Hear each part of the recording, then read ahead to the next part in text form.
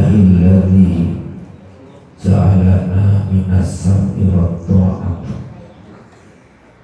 bi tariqatina nahdlatul ulama ya sahibi inda kulli shiddatin wa ya ghiyadhi inda kulli kurbatin salli wa sallim ala sayyidina wa maulana Muhammad wa ala ali sayyidina Muhammad ij'alna min ahli nahdlatul ulama faraja wa makhraja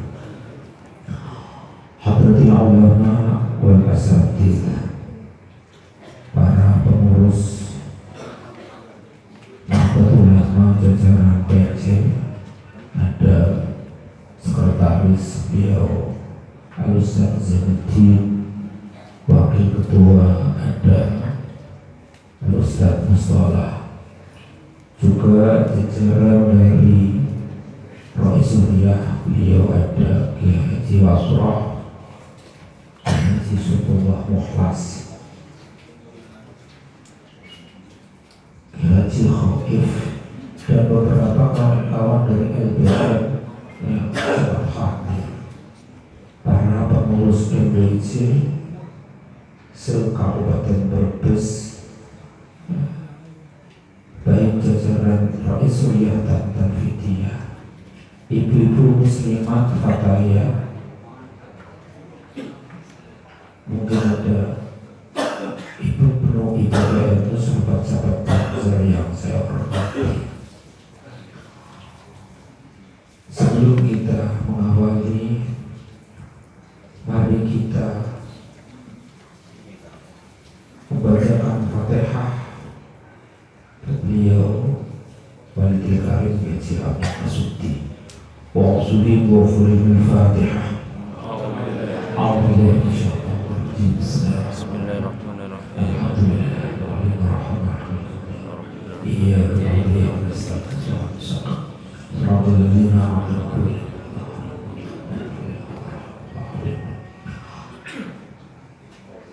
Peserta lembaga Bahsul Masail,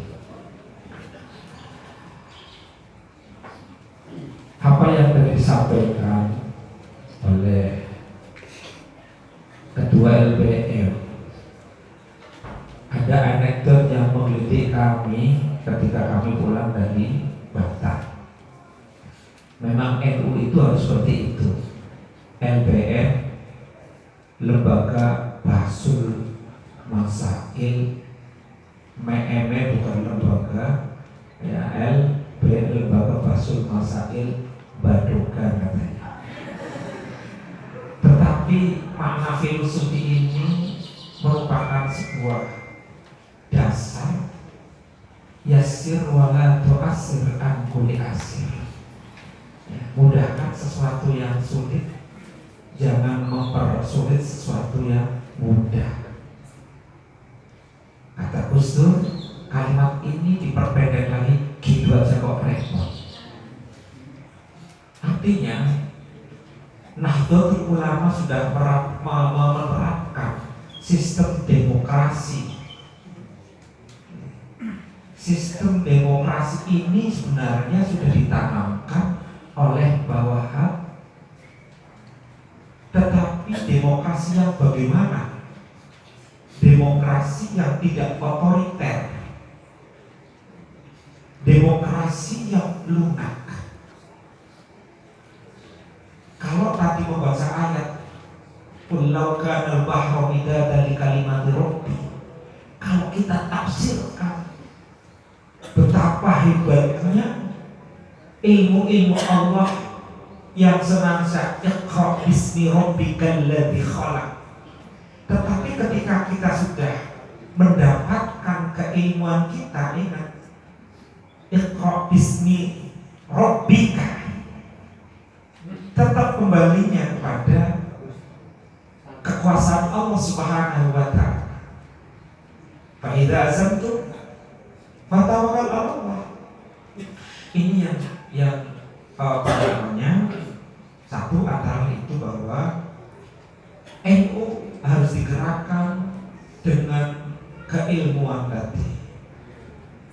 keilmuan yang tentunya kitab-kitab yang muktabar. Sebab di medsos seolah-olah atabe mengikuti pendapat tapi dipaksakan. Begitu kita kejar pendapatnya, mana maksudnya? Dia malah marah. Inilah demokrasi yang otoriter. Sering kita berdebat, tapi begitu kalah ngamuk. Ini di medsos. Hari ini kita sudah menerima yang kadang-kadang kiainya bicara tentang hikam, tentang tasawuf, tentang Imam Ghazali, tetapi begitu kejar tentang kekonaahannya, dia malah emosional. Mana latar belakang di dalam hubungan antara pengarang dengan hatinya, antara hati dengan Allah Subhanahu wa Ta'ala. Untuk itulah kami sangat senang sekali dengan Bahsul Masail ini. Bahsul Masail salah satunya mengajarkan tentang demokrasi di dalam berpikir yang tidak lepas dari sebuah pendapat ulama, yang ulama tadi pendapatnya banyak faksi. Contoh mawon, panjenengan dikejar Imam Syafi'i, tetapi ketika pemberian zakat, nyuwun sewu, menurut Imam Syafi'i kategori pemberian zakat antara fakir dan miskin itu harus dibedakan. Tetapi nyatanya di masyarakat awam kok bodoh. Jadi loh, ini artinya istihad di dalam ulama mengarah pada al-adah al-muhakkam, barangkali seperti itu. Saya bukan Rasulullah tapi tanfidia, jadi saya nggak mau menyangkal apa jere lah.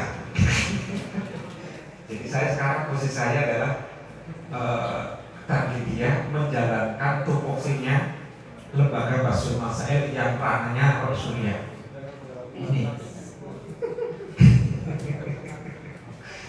Ketiga adalah anak-anak mulai diajarkan tentang hasil dari lembaga Bahsul Masail yang dilahirkan oleh NU, maka paling tidak kita masukkan di dunia IT. Ya, maka tolong Mas Zainuddin, NU online itu digerakkan hasil-hasil LPM-nya, ya, lembaga Bahsul Masailnya kita gerakkan. Apalagi saya tertarik dengan ini, dengan pertanyaan. Gak tahu pertanyaan dari larangan apa dari mana? Apa? Dari LPM. Kaitannya tentang fikih sosial, kaitannya dengan fikih lingkungan. Kami lagi diberi amanat mandat oleh PBNU lewat wilayah, salah satunya adalah peningkatan ekonomi lingkungan. Salah satunya apa? Menggarap hutan sosial yang nantinya pemerintah akan memberikan subsidi sampai 35 tahun. Tetapi menurut saya profesional, ya, jangan cuma nanam lalu kemudian kontribusinya nggak tahu mana arahnya. Ini sebenarnya sudah mengarah ke sana. Tanah-tanah pemerintah, ya, dulu ada yang namanya tanah GG di pinggir jalan. Dulu kalau nggak salah tahun 94 Kecamatan Serapok, ketika ada persengketaan lahan tanah GG yang dibantah itu, ditanami pisang, ditanami kedelai, yang ketika itu pisang Ambon naik, kemudian PU ini ngamuk. Ini kan tanah GG. Nah, ternyata kalau itu nanti PU perorangan, berarti untuk pribadi, ya sama saja sampai makan tanah GG. Maka undang-undang ini alhamdulillah ya sudah selesai. Bahkan kita itu sudah didorong untuk meningkatkan ekonomi melindungi lingkungan, terutama di lingkungan hutan. Brebes kita dapat kebagian Bantar Kawu, Banjarharjo, Paguyangan. Ini maka mindset kita itu ya meningkatkan kualitas keilmuan ya, yang berbasis teknologi. Ya, Paguyangan. Yang keempat, para hadirin, alhamdulillah kami diamanati oleh ya, Ranting dan MPC menyelesaikan masalah-masalah TNU untuk aset NU.